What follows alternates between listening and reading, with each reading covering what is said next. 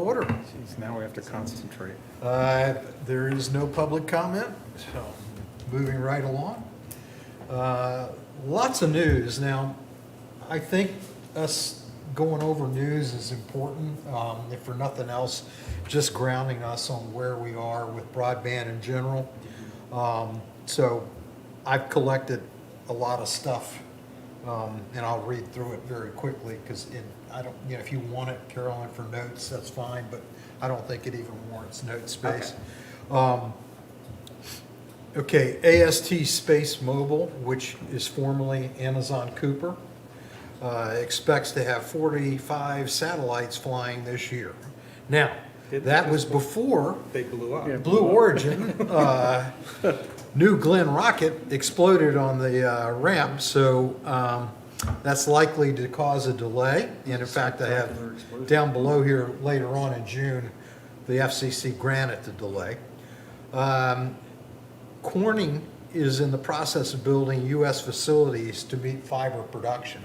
Now, this is really for more AI than anything else, but when I spoke with Tom Ennis earlier in the year, we talked about it. He wasn't worried about fiber delivery for the expansion, the BEAD expansion, but obviously it's come up, and with the data center stuff, it's still out there. NVIDIA and Corning announced long-term partnership to strengthen manufacturing for AI. All this is going to impact broadband, so it's really important to understand that all the stuff we're doing with AI is ultimately going to cause prices to escalate, and everything's going to be harder to get because of competition. Higher power bills too coming. Yeah, now this next one I thought was really good. There was a panel discussion, Broadband Forum meets regularly. I get some of the news, but you have to be a paying customer to get the deep dives on this stuff, so obviously I don't have that. But they had a symposium on BEAD, and one of the things that came up is they think the next phase is to focus on affordability. So that's good news. We're still dancing around help on payments, and I'll get to that in a minute. Cogeco is writing down $1.2 million on the Breeze Line investment, which is more or less what they paid for Breeze Line 4 years ago. They intend to invest in wireless, and they're going to have a new digital-only startup called Welo, W-E-L-O. I don't know how, at this point, that fits into a replacement over coax, how it's going to fit. Personally, when I was on Breeze Line can't remember, when I was in South America, no, it was, I was in, it doesn't matter, last year, I kept getting outage messages on my connection on Breeze Line while we were gone. It was more reliable having Starlink on the ship than it was Breeze Line in my house. That said, they're struggling. I mean, and you see it. Lots of outages. Speaking of Starlink, though, PC Magazine's Brian Westover, who is their self-reported guru of everything Starlink, has had the service now for 4 years, still very happy with the service, still very happy with the speeds, but they've had some price increases, they've offered more packages, so they're causing a lot of confusion in the user base. Some of it's not positive at this point. People are a little unhappy. The other update there is there's about a 6 to 8 week lead time now for Starlink kits if you're a new subscriber. Yikes. We just bought a tranche of 200 for work, and we're waiting until probably early August to get them. Yeah, there was a thing in the Whitestone patch or something about somebody who was complaining that they, not only did the price of Starlink go up, but now it has to do with renting you now have to rent the equipment or something like that. And they said being in a rural area and having limited funds, all of a sudden it's starting to go up and become challenging to be affordable.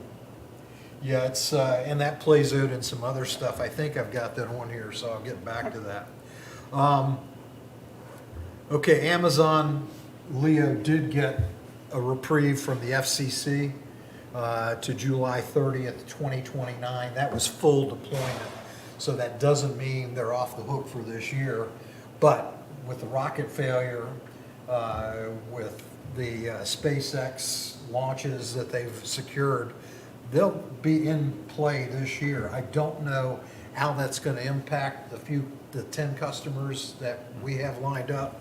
My guess is they're going to be very late in this year in getting service. Okay, USDA has a funding bill set $638 million for loans and grants for telecom, for broadband.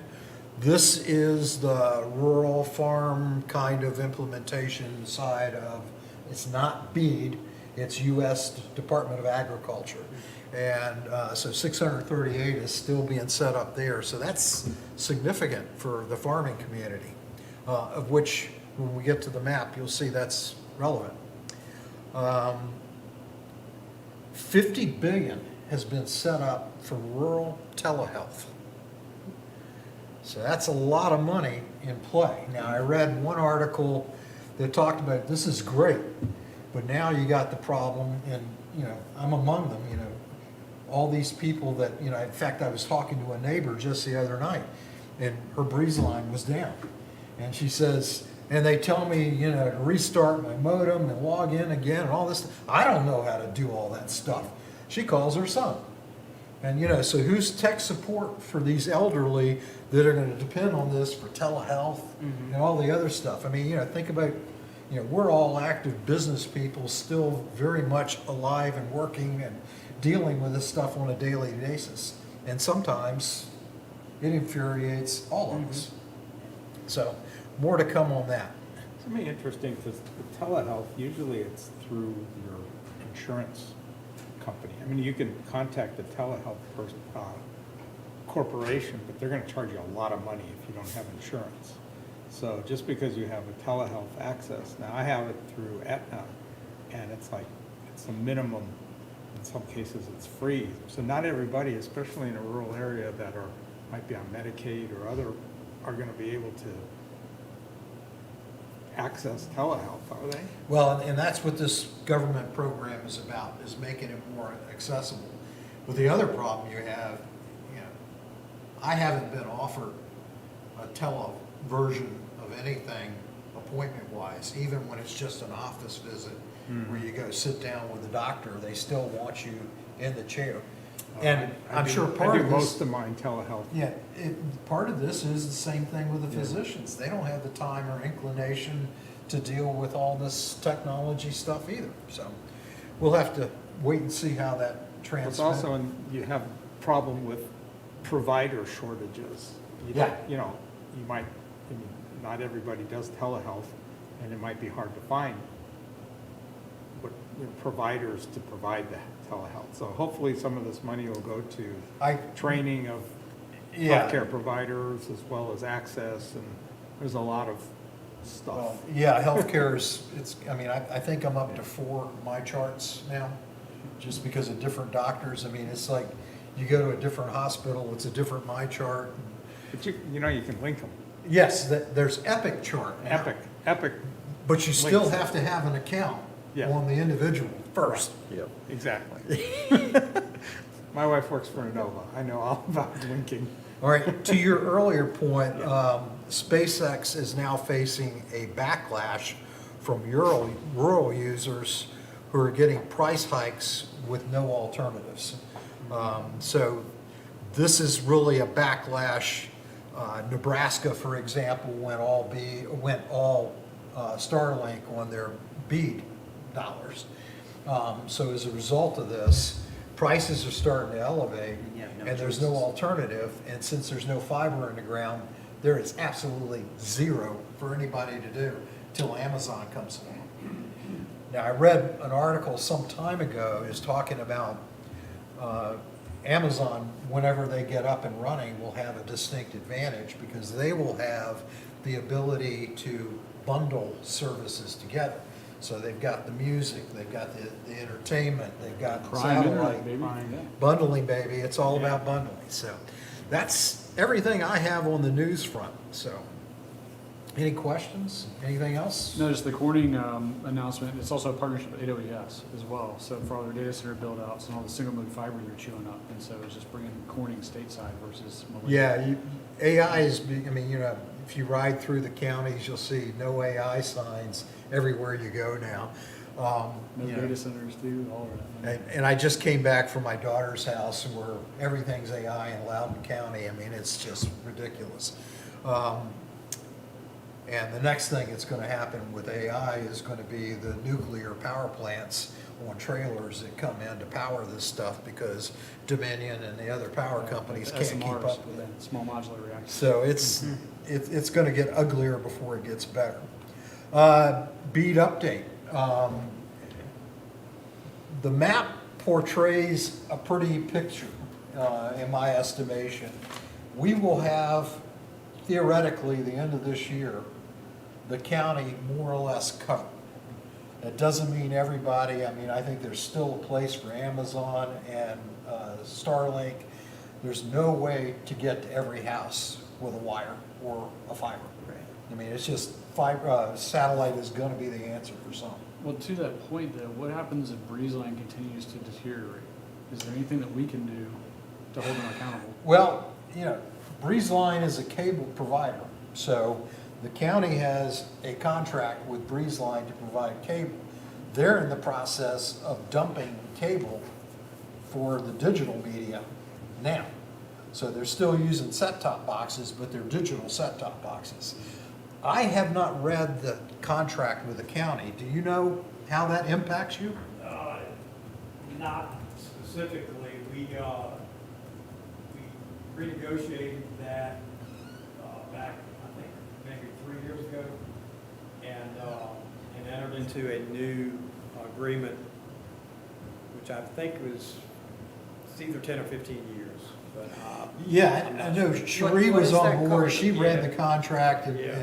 gave you feedback. Yeah. I did read it, but not at the detail to understand. Or if there's any performance or service guarantees or. They service don't have SLAs. service agreements on broadband. No. Their service agreement is on What cable. is the contract for? What is the contract? Is that for? It's a certain It's cable. a number- cable franchise agreement. But to cover what? Just Cable. cable TV. No, I no mean, internet. as far as the is it a certain number, is it a certain area of the county? I mean, what This- is it actually? BreezeLine that's an interesting question, because BreezeLine, even where they pass by and will serve you, we've had people that have gotten estimates as high as Oh, yeah, we've done that. $70,000. Yeah, we have, yeah. Ridiculous They're numbers next to door, connect. but it's, thousands to go to your house. Yeah. So, it's like just because they pass by, they will serve you, but you have to write a check. It's an interesting business paradigm. So BreezeLine has a contract with the county to provide broadband to what? It's not No, broadband. not broadband. It's not Oh, broadband. sorry, not Cable broadband. Coax. Just Television. digital television, well, not digital TV per se, but Just television. just a connection for television. And so could we find ourselves in a similar boat like Nebraska, where let's say BreezeLine becomes defunct and we're stuck with a bunch of physical infrastructure that we can't use? That will change things to some extent, okay? Then the issue will become what funds will be available beyond BEAD to serve it. Because, you also have to stop for a moment and consider that the whole point of BEAD is to get to the unserved or the underserved. So if I don't have a connection or I don't have 100/20, I'm unserved or underserved. That's all BEAD, the VATI grants, the BEAD grants, that's all they were after. So, because BreezeLine is on the map, the FCC map, and serving those customers today, they were not under consideration for anything else. So the question would become, if BreezeLine were to go defunct, disappear, then we would have to see what we could do, working with the state. Does the county own that physical last mile? Or would we have any liability or rights? That's theirs, right? Breeze Line's property. We would not be able to seize that in some way, I guess? Would you want to? It's coax. Good point. I mean, it's a functional network. It's there. I can tell you that my own impression is that that's part of their issue right now. That's part of the outage issue because this stuff goes back years. I mean, probably Metronet, I think, was the original company to serve it. So we're dealing with some coax that's been around 20, 30 years. And that's part of the degradation problem because there's no way to test that stuff. So they have to send people out and measure to find the breaks in it. Very labor intensive. That's a real risk we may have to deal with. Yeah. But you're saying- There are certain areas where APB's coverage overlaps. Yeah. With Yes. Breeze Line. So if Breeze Line were defunct, then APB theoretically could serve those folks, but it's not After the, everywhere. yeah, after the grants are closed off, All Points Broadband can and probably will Yeah. compete. And I fall into that territory. I Yeah. signed up as an APB customer. I was a Breeze Line customer. I wish I And could. so I canceled my service. Breeze Line's alternative was to offer me $60 a month gigabit Ethernet. But no thanks. So the map, as we said, paints a pretty nice picture.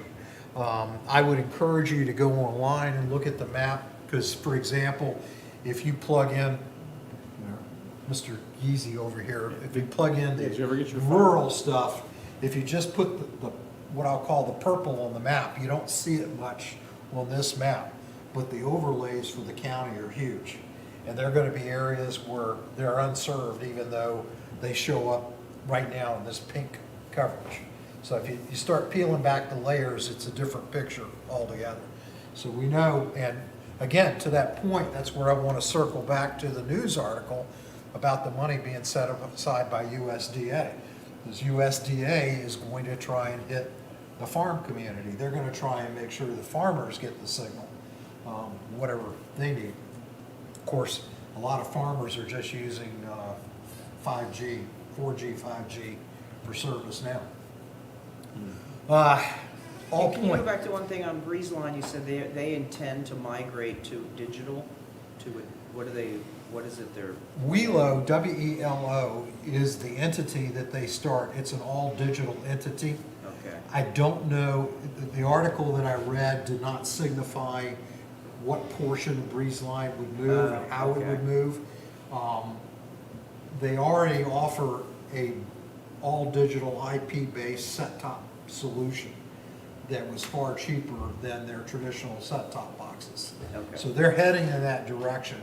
So I don't know how the company's gonna manage that. Again, what happens to the broadcast TV business is really the issue. And they have a commitment with the county, so that's more to come. We just have to watch it. So, on All Points, I caught up with Tom Ennis yesterday. And in fact, Friday is the signature date for the BEAD agreement. So that's with the state of Virginia. The timeline from the state will show a 2029 completion of BEAD. That said, Tom believes that the Lancaster timeline will have service to many of the Lancaster sites by the end of this year or early 2027. Understanding that the county is already lit. We have a fiber ring network around Lancaster County that they're going to leverage. So the only thing they're actually doing is providing drops or short runs to neighborhoods, that sort of thing. So he really doesn't anticipate long timelines. They have their teams lined up to do this. So there's outside. fiber optic all? You said Yes, it's ma'am. fiber optic? It's Okay. all fiber optic. Now, understand that I didn't cover the Dominion news, but Dominion is actually gonna be purchased by somebody Next or year. another. So how all that shapes out, Tom didn't believe that it made any difference because their agreements are long-term that they have. So he did not anticipate anything coming out of that, but just understand, we got a lot of economic things that are in play. Unrelated to BEAD, all of APB's customers are getting a service upgrade. So I had the 100 service and it jumped to 500. The 50 meg service increased to 300. So pretty sweet. I mean, that's definitely keeping pace with demand. And that should be done within a couple of weeks. Any questions? That's all I got on BEAD updates. Let's see, I guess it's just to administrative. I sent you all copies of the minutes. Anybody have any additions to the minutes? I'll make the motion to approve the minutes. Any second? Russ is seconded. Okay, everybody in favor, say aye. Aye. Opposed? All right, the minutes are ready to be published and I'll put them out on the network. All right, Kevin's not with us, so we don't have a budget update. Any news from the county? Yeah, the FY '27 budget was approved at the May 28th meeting, and I can't remember the exact figure, but whatever was proposed for the Broadband Authority is part of that. Okay, so I think it was 50,000, Yeah, I it think, was, yeah. total, yeah. A whole lot less than it has been in years ago. Can you say that again? What was the allocation? 50,000 was our total budget. When I get home, I can send you what was submitted, because it's by category. I can tell you in a few minutes. Ah, And Keith, is there any value or any consistencies? You mentioned earlier that you had listened to a symposium, but that if you wanted more deep dive information, you have to pay for it or belong to this organization. Is it something about that? it Is was rather steep. I don't, I get enough, frankly, I think I get enough news from different sources. I'm kind of okay with it. What I don't get from being a member of Broadband Breakfast is the numbers that are nationwide, how many contracts are out there and stuff. And it's kind of irrelevant, it's, So there doesn't seem to be a value of joining any of these since. I don't, it was way Since too. we've got $50,000. Yeah, it was like $250 a month or something like that. And That's it's, steep. it's just too steep to even think about it from a reasonable perspective. Okay. The FY '26 budget for the Broadband Authority was $50,150. The FY '27 budget coming up is $28,400. Okay, That's been approved and appropriated as of May 20th. yeah, we put in some money. One of the churches had approached me about removing, we had the wireless solution, the smart poles, what they were called. And one of them approached me about removing it. We were looking for somebody to carry it. Never found anybody interested in picking that up. Contacted T-Mobile, Verizon, BreezeLine. Nobody wanted to serve it. So I can promise you I'm not planning to do anything with it if we don't have to. They provide light for people, so Yeah, right. there's a benefit. Last thing I have is Mr. Geezy accompanied me to the bank, and we got signatures on file for Chesapeake Bank. So it makes us legal and legitimate until things change again, but right now we're good. Could we find a way to get an interest-bearing instrument for the money? Yeah. That's a good point. We need to find something that serves better. I mean, we've got some money sitting in Yeah, I Chesapeake. brought that up in the last one I was at, that we're sitting, that's an awful lot of money to earn a .02, Yeah. whatever we're at. I mean, we could, I guess CDs would be the safest short-term investment. That's what I'd probably do, is peel a part of it out and put it in a CD or something like that. We can look into that for sure. How much money is it? Like 60 grand. It's 60, it's significant. Part of that was a $40,000 grant that went in there. The EDA. Yeah. And I struggle, you know, at this point, we have two issues that I see that this organization needs to wrestle through this year. I think education is one of them. We have an awful lot of people in this community that probably don't know what the value proposition of broadband is. How do we get to those people? I mean, we could, you know, advertise and set up Saturday library training sessions, but that's great, but how do you get to them to get them there to begin with? That's what I'm struggling with. The other thing that I also struggle with is how the affordability thing comes into play.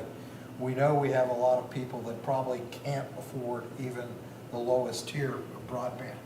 So, you know, I've been waiting for Washington to do something about that. We're now into 6 months into this year, and Washington hasn't stepped up again. And I'm not sure they will. There's too many other issues that Washington's dealing with. They don't get a lot accomplished anymore. Well, again, They really don't. I mean, They don't. it's a They don't get a two-party lot system, and they're miles apart. Oh, yeah. The Democrats have been talking about something for affordability, but they've linked the discussions thus far with affordable housing. So subsidized housing is where they want to put broadband into play. That doesn't help rural America. And that's why it won't gain any traction. That's big city justification. So we're kind of stuck. And, you know, I'd be happy to set up something to use that money, but how would you manage it? We can't. I mean, you know, when you're talking to an individual homeowners, you know, best you could do is offer some stipend, but again, it's a huge problem. And the other issue that we have that I need to, I guess, work with the real estate department on is how do we get a question added to real estate whenever we do assessments that a house is broadband ready. There's nothing in the county records that a house is broadband ready. And that information would be grand if we could somehow add it to an existing collection point. And how would Good deal. you certify that? So, I mean, It would be the homeowner telling you they're broadband ready. will they know? Certainly whether they're paying Breeze Line or All Points Broadband. But, I mean, you know, you've got a fair amount of people I know that are using 4G, 5G, and that doesn't qualify as broadband. Starlink will.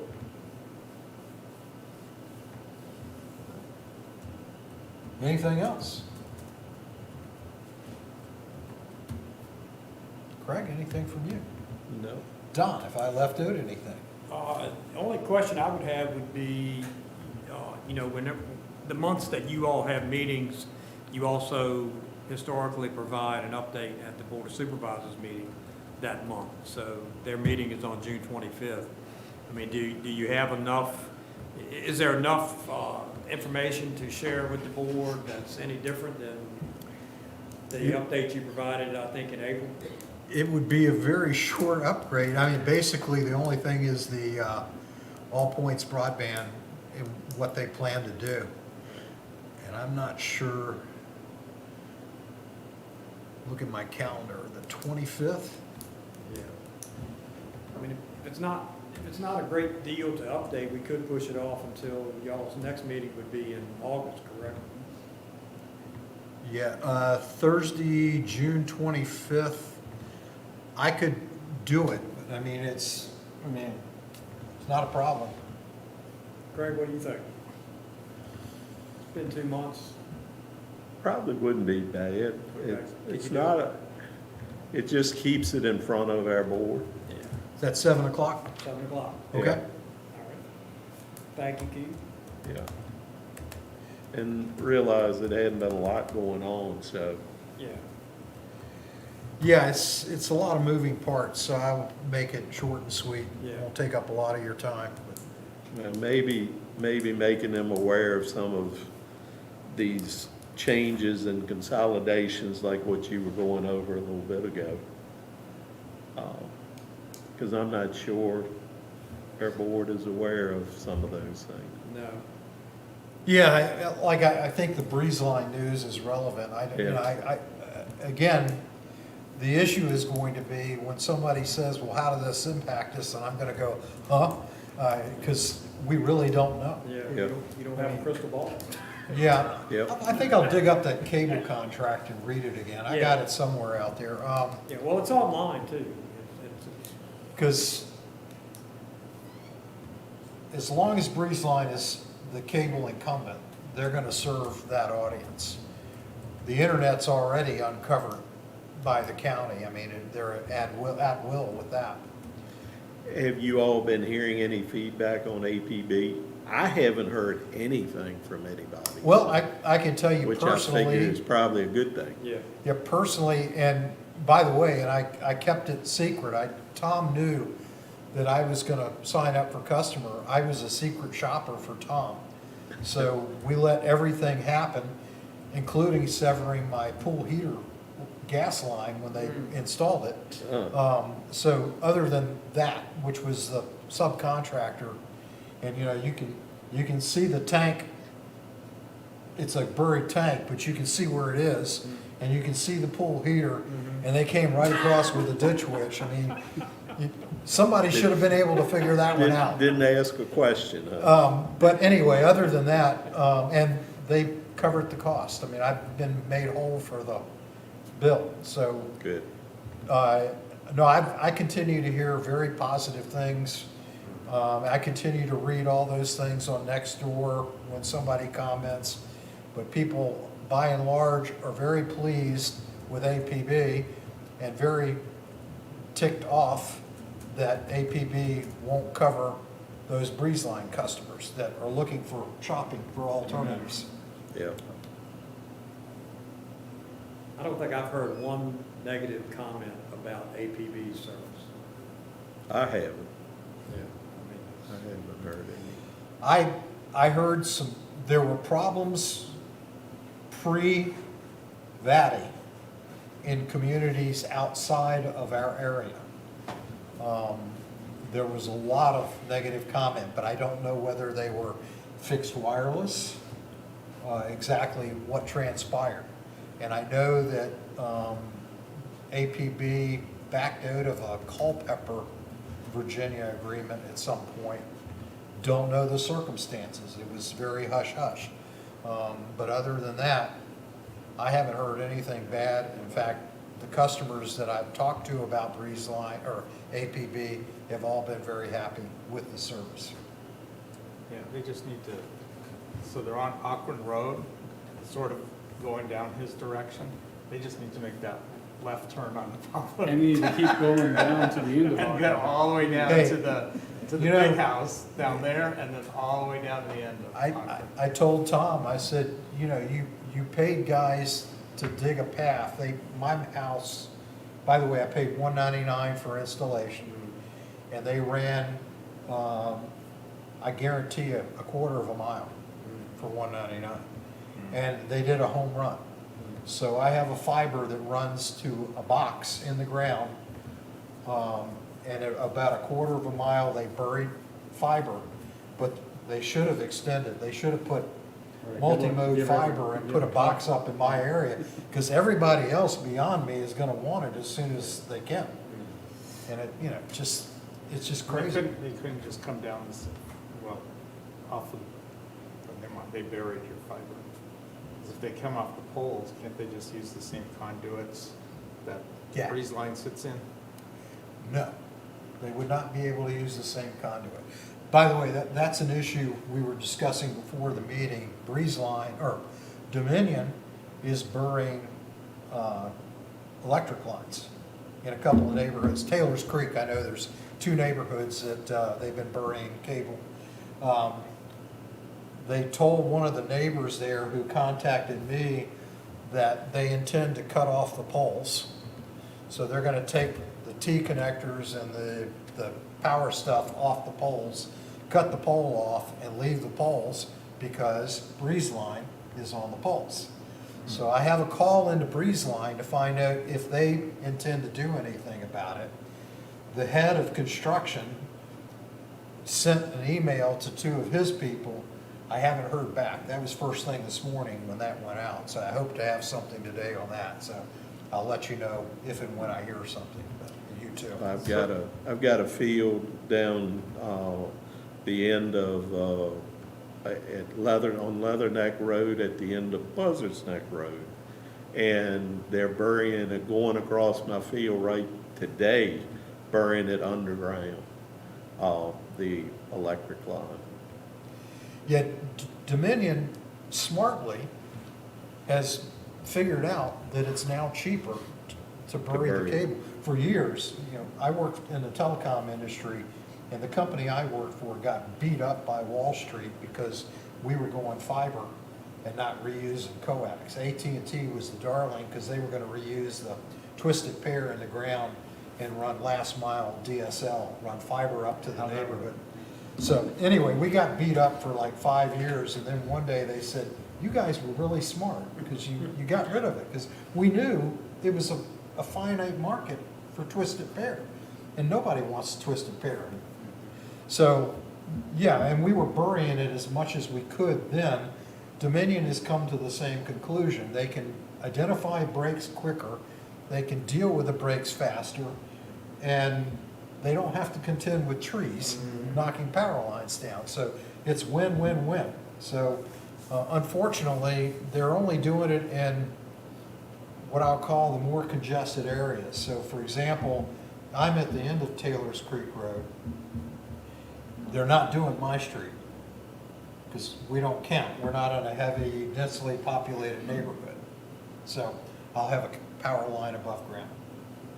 But he said, the guy I talked to yesterday said they were using a new tunneling process because down where this is, you got the Chesapeake Bay Act to deal with. And they were using a new tunneling process that would not disturb the soil as much. That was what he said. I haven't laid my eyes on it yet, but. Probably a much thinner, they probably were, able to consolidate it. Yeah. So if all points came even up on the pole, across the street from my house, put a nice big round coil of cable, and I wanted all points, so they would have to come and do their own tunneling? Or could they go into the conduit that Breeze Line used? Breeze Line owns that conduit. They'd have to put their own in. So they would have to tunnel. And out where we're at, by the way, the APB isn't buried, it's aerial fiber where we're at. Yeah, because I have everything, well, I mean, my power and Breeze Line both come off of the same pole and underneath. And then off to the side of the house, the garage, and then it connects inside in a panel. It's like they bury it to the pole, but they bring it up onto the pole, Yeah, which is interesting, and they get served off of that. right. Yep. And my neighbor across the way a while back decided he needed to bush hog and cut my cable off the pole, on the pole. So now I have all these green tapes around the pole that's been fixed, a long time ago. And now there's nothing growing within about that far around the pole. So he has no reason to put his bush hogger there. He's an interesting dude. Anyway, it's for another time. It's an interesting problem. Anything else, folks? All right. I may or may not be here for the 13th. in August, I don't know yet. I cannot be here. I will be in Alaska. Good for you. On a cruise? At that point, yeah, we're doing a land and then a little cruise. Fun. It's absolutely amazing. We did it many, many years ago. Yeah. It's still one of our all-time favorites. And we got some fun stuff planned. All right, well, I guess move for adjournment. Yeah. Second. Second by Carol. All in favor? Aye. Aye. Aye. All right, thank you, folks. All right, I'll get We're this done. over.